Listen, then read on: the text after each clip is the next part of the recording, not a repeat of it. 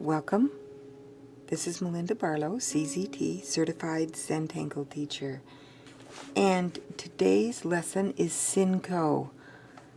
And Simone Mazel is our creator of this particular tangle. Should kind of rotate it.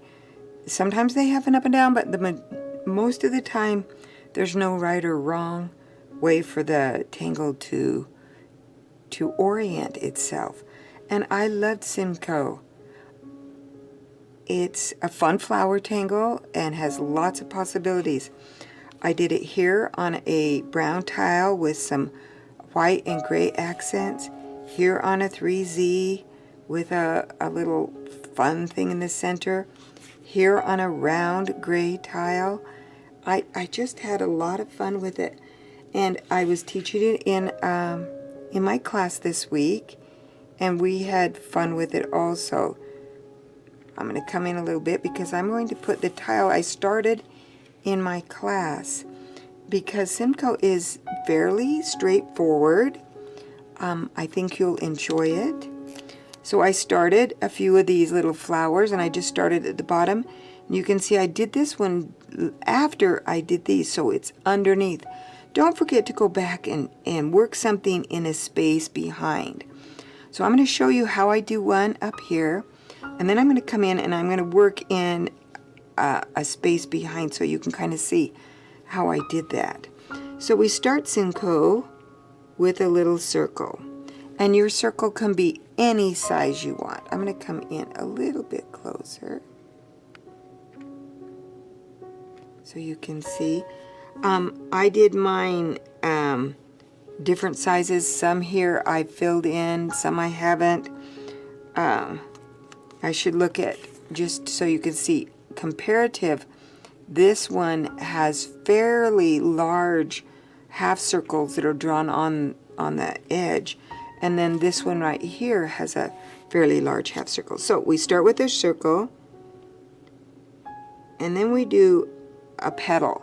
And I like mine to be fairly bulky, fairly large. And then we're going to aura around. And I like to do both, one side then the other, so I end up even.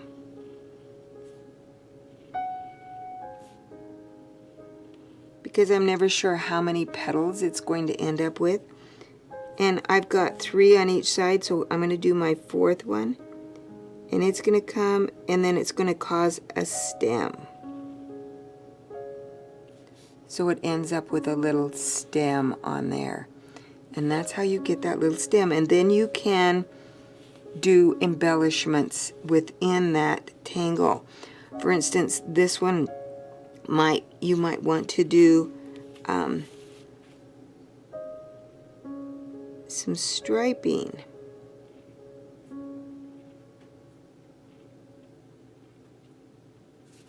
And just stripe it down and add. And you could stripe each one of these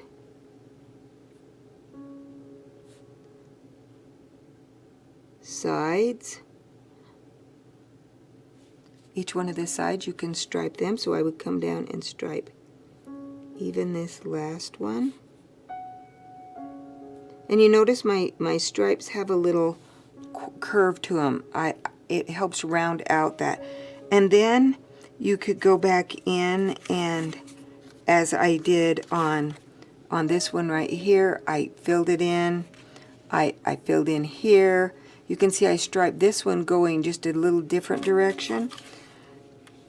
My personal preference is to make sure that I have some drama, so I immediately want to fill in this tangle. And when we were in class on Tuesday, I didn't have time. We were running out of class, and this was the last tangle I was teaching. And so we didn't have time to fill all those in. But you can see that filling them in really makes a difference. Now I'm going to do one right here in this space. And I'm going to make a little half circle. And it's going to be behind. So we're only going to see portions of that. So I kind of think, how big would that be? I would only see a portion of that. I might start to see more of that side tangle as it comes down. But you can see how adding that in the background really helps fill in your tangles. So when you're tangling, think about how you could fill in that background and maybe use your tangle and fill in that background. And again, I want to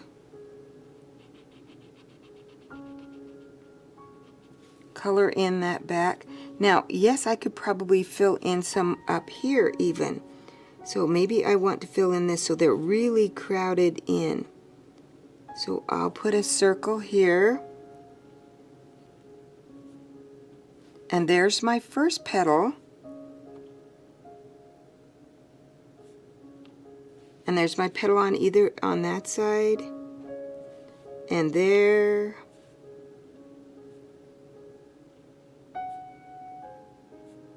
And then I might come in and do my little stem. Then fill this in. But you can see how that just clusters those up and makes them so you have that feeling of having more build up behind. And I love that behind drawing, which we call hollybaw. And I'm going to do another one right here.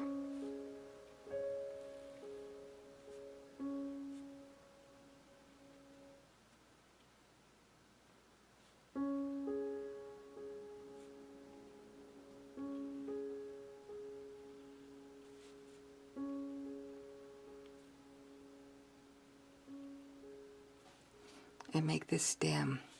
And I didn't really count how many were on either side of that one. I just, because it's kind of in the background. But you can see how much fun that is. You see one here that's a little bit different shape. When Simone did hers, she gave them different shapes. So I'm going to do one more, and this time the circle is going to be behind.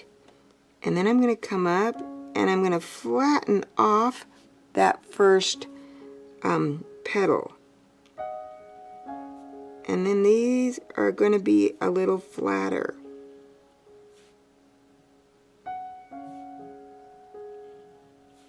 So you can make your little petal shapes even a different shape. Then I could aura this and really emphasize that is squared off. If, for instance, this one right here wasn't very squared off, but if I square it off with my aura, it takes care of that. And then you can see right here, I've kind of come into the center. That's another reason why I fill these in.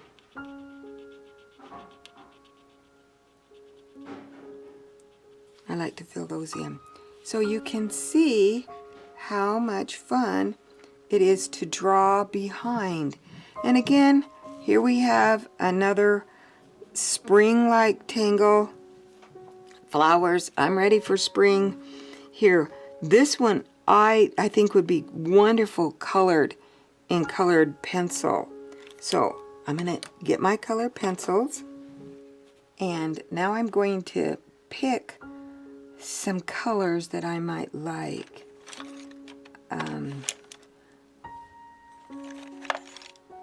I love using a pink. So you can see just adding will come in. I don't think you can. So I'm just adding a little pink around the outside edge with my colored pencils. When I use my colored pencils, I have to make sure that my ink is dry all the way. And I'm just going to change out and add another little color in here. So you can just fill these in with color. One of my favorite things to do is to blend these with a little odorless paint thinner. And I have a little odorless paint thinner, dip my shading stump in my odorless paint thinner, and then I'm going to blend.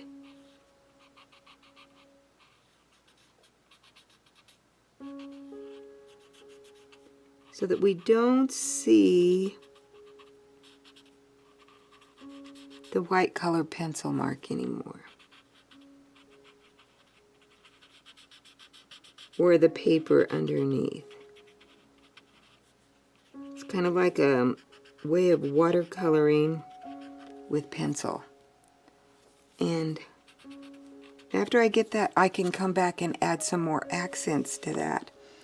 Let's see what I've got. I also might come in and add some green. I don't know. Just whatever color suits your fancy. I always start at the top up here and then work my way down, because I don't want to have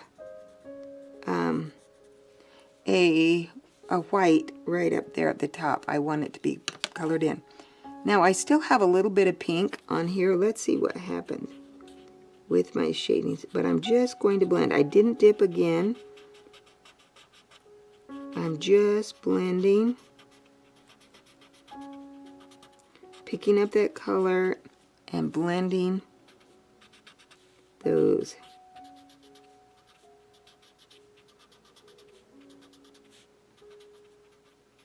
Now I can lightly come in with that same, notice I didn't change. I just want to add a little lighter color so I can blend without adding. I still have that dark, but I'm just blending that color out.